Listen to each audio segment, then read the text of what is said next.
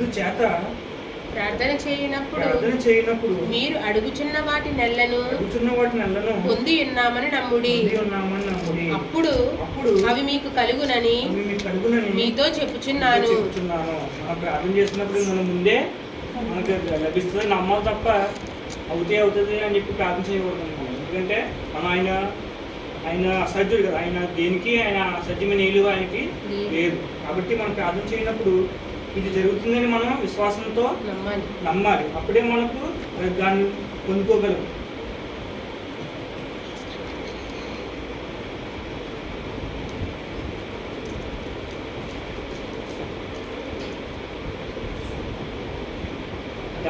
పత్రిక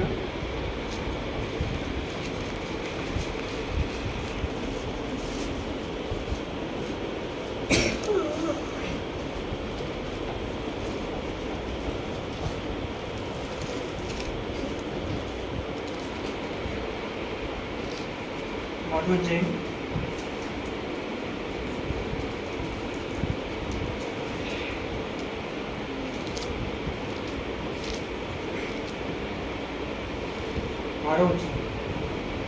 అయితే అతడు ఏమాత్రమును సందేహింపక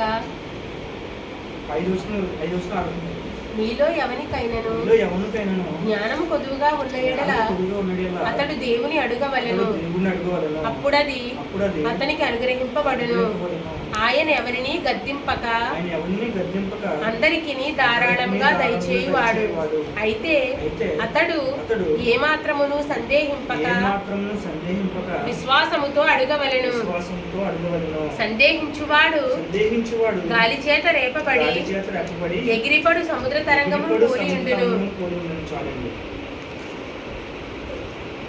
అయితే అతడు ఏమాత్రము సందేహింపక విశ్వాసంతో అడగవలను. మనం అడిగేటప్పుడు కూడా సందేహంతో కాకుండా, ఎటువంటి సందేహం లేకుండా విశ్వాసంతో అడిగితే మనకి ఆయన ద్వారా మనం కొంత, ఎందుకంటే విశ్వాసం ఎంత గొప్పదో మనం నేర్చుకుంటాం. ఎందుకంటే మనం ఈ లోకంలో ఉన్నంతకాలం కూడా మనం ఏంటంటే బయట ఉన్నవారు దేవుని నమ్మక వాళ్ళు అవదేలుగా ఉన్నారు. మనం దేవుళ్ళో వచ్చి కూడా మనం విశ్వాసం కోల్పోయామంటే మనకంటే దౌర్భాగ్యులు ఎవరు ఉండరు. అందుకే ఆయన మన విశ్వాసం ఎంత గొప్పగా ఉండాలని ఆయన అబ్రహాం నుంచి కూడా ఆయన మనం ప్రతి వారిని గమనించుకుంటూ వస్తే ఎవరు విశ్వాసం కలిగి ఉన్నారో వాళ్ళే దేవుడిని ఎక్కువ ప్రేమించేవారుగా ఆయన మనకి చూపిస్తారు. అది కూడా మనం చూసుకున్నామండి.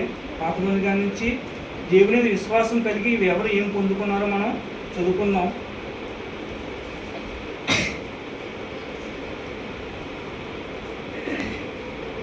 హెబ్రీయులకు రాసిన పత్రిక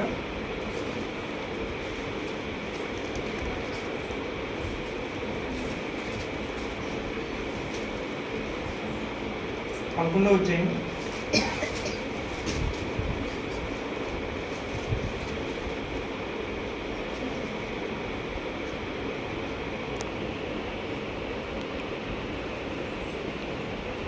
పాత గ్రంథంలో ఫస్ట్ నుంచి మన పితరులు ఏ విధంగా విశ్వాసం ద్వారా ఏం పొందుకున్నారని చదువుకున్నామండి. 17వ వచనం నుంచి అబ్రహాము శోధింపబడి విశ్వాసమును బట్టి ఇస్సాకును బలిగా అర్పించెను. ఎవడు ఆ వాగ్దానమును సంతోషముతో అంగీకరించెనో ఇస్సాకు వలనైనది నీ సంతానం అనబడును అని ఎవనితో చెప్పబడెనో ఆ అబ్రహాము మృతులను సైతం లేపుటకు దేవుడు శక్తిమంతుడని ఎంచిన వాడే తన యొక్క కుమారుని అర్పించి ఉపమాన రూపముగా అతనిని మృదులలో నుండి మరల పొందెను. విశ్వాసమును బట్టి ఇస్సాకు జరగబోవు సంగతుల విషయమై యాకోబును ఏసావును ఆశీర్వదించెను. అబ్రహాం శోధింపబడి విశ్వాసం బట్టి ఇస్సాకును బలిగా అర్పించెను. ఎవడు ఆ వాగ్దానం సంతోషంతో అంగీకరించినో ఇస్సాకు వలనది ఇది సంతానం ఉండబడినని ఎవరితో చెప్పబడిన అబ్రహాము మృతుల సైతం లేపుటకు దేవ శక్తిమంతుడిని ఎంచిన వాడే తన కుమారుని అర్పించి ఉపమాన రూపంగా అతని మృతుల్లో నుండి మళ్ళా పొందెను.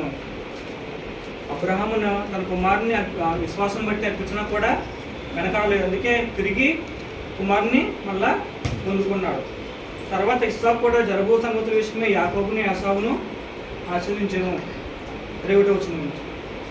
విశ్వాసమును బట్టి యాకోబు యాకోబు అవసాన కాలమందు యోసేపు కుమారులలో ఒక్కొక్కని ఆశీర్వదించి తన చేతికర్ర మొదలు మీద ఆనుకొని దేవునికి నమస్కారము చేసెను.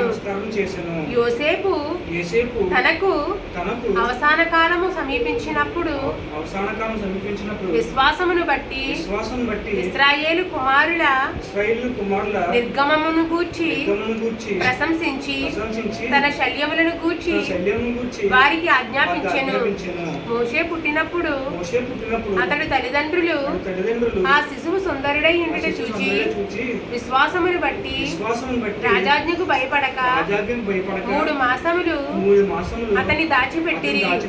మోషే పెద్దవాడైనప్పుడు విశ్వాసమును బట్టి ఐగుప్తు ధనము కంటే క్రీస్తు విషయమైన నింద గొప్ప భాగ్యమని ఎంచుకొని అల్పకాలము పాపభోగము అనుభవించుట కంటే దేవుని ప్రజలతో శ్రమ అనుభవించుట మేలని యోచించి ఫరో కుమార్తె యొక్క కుమారుడని అనిపించుకొనుటకు ఒప్పుకొనలేదు.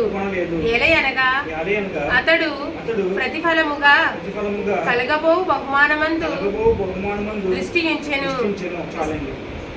ఇక్కడ అబ్రహాం నుంచి ఇస్సాకు నుంచి యాకోబు వీళ్ళందరూ కూడా విశ్వాసం బట్టే తమ జీవనాన్ని కొనసాగించారు. మోసే కూడా పెద్దవాడైనప్పుడు విశ్వాసం బట్టి ఐగుప్తుతనం కంటే క్రీస్తు విషయమైన నింద గొప్పదని ఎంచుకొని అక్కడ ఉన్న రాజభోగముల్ని వదులుకొని దేవుని ప్రజలతో శ్రమ అనుభవించడానికి బయటకు వచ్చి దేవుని యొక్క విశ్వాసంతో ఉన్నాడండి. అలాగే ఇలా కిందకి వచ్చి కొద్ది కూడా మన సంసోను వీళ్ళందరూ కూడా విశ్వాసం బట్టే తమ యొక్క రక్షణను కొనసాగించారండి. చాలా మంది ఏ విధంగా దేవుని యందు బలిగా చూద్దాం. 36వ వచనం. మరికొందరు తిరస్కారములను కొరడా దెబ్బలను మరి బంధకములను ఖైదును అనుభవించిరి. రాళ్లతో కొట్టబడిరి, రంపములతో కోయబడిరి, శోధింపబడిరి, ఖడ్గముతో చంపబడిరి, గొర్రె చర్మములను మేక చర్మములను వేసుకొని దరిద్రులై ఉండి శ్రమపడి హింస పొందుచు అడవులలోను కొండల మీదను గుహలలోను సొరంగములలోను తిరుగులాడుచు సంచరించిరి. అట్టి వారికి ఈ లోకం యోగ్యమైనది కాదు. వీరందరూ తమ విశ్వాసము ద్వారా సాక్ష్యము పొందిన వారైనను మనము లేకుండా సంపూర్ణులు కాకుండా నిమిత్తము దేవుడు మన కొరకు మరి శ్రేష్టమైన దానిని ముందుగా సిద్ధపరచను గనుక వీరు వాగ్దాన ఫలం అనుభవింపలేదు. వీరందరూ తమ విశ్వాసం ద్వారా సాక్ష్యము పొందారు. ఏదో కార్యం చేత తమ విశ్వాసాన్ని నిరూపించుకున్నారు. ఇప్పుడు మనం కూడా మన విశ్వాసాన్ని ఈ లోకంలో మనం ఎన్ని మాటలైనా ఎన్ని అవమానాలు పడినా సరే మన విశ్వాసం అనేది కోల్పోకూడదండి. ఎందుకంటే మనం ఆయనలో మనం కొనసాగాలంటే ఫస్ట్ మనం ఆయన మీద నమ్మకాన్ని మనం పోగొట్టుకోడు. ఈ లోకంలో ఎంతోమంది ఎన్నో క్రైస్తవులను చాలా చిన్న చూపుగా చూస్తారండి. మీకు బయట తెలియదు కానీ క్రైస్తవుల్ని చాలా చిన్న చూపుగా చూస్తారు. ఎందుకంటే వీళ్ళకి ఆచారాలు ఏముండవు, పండుగలు ఏముండవు, ఏదో చర్చికి వెళ్తారో వస్తారో, ఏదో అంబిక దేవుడిని నమ్ముకుంటారు అని నిజంగా బయట మీద తిరుగుతున్నాం కదా. తిరుగుతున్నప్పుడు అంటే వాళ్ళు ఏదో గొప్ప కింద వాళ్ళు పూజించితే రాయిని రప్పనే చెట్టుల్ని పూజితా వాళ్ళ అవివేకమో వాళ్ళ అజ్ఞానమో తెలియదు. మనల్ని తిరిగి ఇవ్వటంటే వీళ్ళకి ఏం తెలియదు. ఏ మతాన్ని అనుకుంటారు, ఏదో మరో మతం అనుకుని ఇలా ఉన్నారు. ఈ విధంగా చూస్తే ఎందుకంటే జ్ఞానం అందరికీ ఆయనే బయలుపరచు. ఎందుకంటే ఆయన దగ్గర రావాలంటే ఆయన కృపంటే తప్ప మనం ఆయన దగ్గరికి రావాలని ఇది అందరికీ తెలియదండి. ఎందుకంటే ఆయన కృప అందరికీ ఉరికినే ఇచ్చాడు. ఆయన ఎవరో తన ఎందుకు నమ్మకంగా ఉంటారో ఆయన వారికి అయినా కృపను బయలుపరిస్తే తప్ప అందరికీ అయినా ఇవ్వడండి. కాబట్టి మనం ప్రార్థనలోను మన యాత్రలోనూ కూడా ఎటువంటి అపనమ్మకంగా ఎటువంటి సందేహం లేకుండా ఆయన నిరంతరము ప్రార్థన చేస్తూ మనం ఆయనలో కొనసాగాలండి. చివరిగా మనం ఒక మాట చదువుకుందాం. మనం ఎటువంటి నిరీక్షణ ఉందో, ఎటువంటి బోధన చదువుకున్నాము. ఎందుకు రాసిన పత్రిక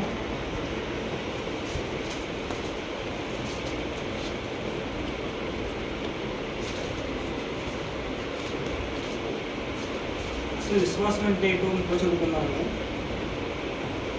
11వ అధ్యాయం 1వ వచనం. విశ్వాసం అనున్నది నిరీక్షింపబడు వాటి యొక్క నిజ స్వరూపమును అదృశ్యమైనవి ఉన్నవనుటకు రుజువురై ఉన్నది. అసలైన విశ్వాసం ఏంటంటే నిరీక్షింపబడి యొక్క నిజ స్వరూపం. మన నిరీక్షణ ఏంటో మనకు తెలుసు. దాని నిజ స్వరూపం మనం విశ్వాసం ద్వారానే చూడడం తప్ప మామూలుగా ఎవరు కూడా మనం గ్రహించలేము. అదృశ్యమైనవి ఉన్నవనుటకు రుజునై ఉన్నది. ఎవరైనా సరే మనం మన చోట ఇది ఉంది అంటే మనం నమ్మం, మనిషిని నమ్మం కదండి. మన చోట చూసే వరకు నమ్మం. కానీ మనం దేవుడిచ్చి కృపను బట్టి అయినా నీ కోసం పదరాజ్యం ఉంచాను, నువ్వు చదువుకున్న తర్వాత దగ్గరికి వస్తావు అని తన కుమారుడు రాయబడి వాక్యధర్మం నమ్మే తప్ప మనం ఎటువంటి నిరీక్షణ మనకైతే లేదు. విశ్వాసం ద్వారా మనం ఆయన్ను నమ్మగలిగా ఉండి, కాబట్టి ఏదో కృప వల్ల ఆయన దగ్గరికి వచ్చాము. మన యొక్క రక్షణ మనం కొనసాగించుకొని మనలో ఎటువంటి సందేహం లేకుండా ఆయనతో మనం ప్రయాణిద్దామండి. దేవుడి మనం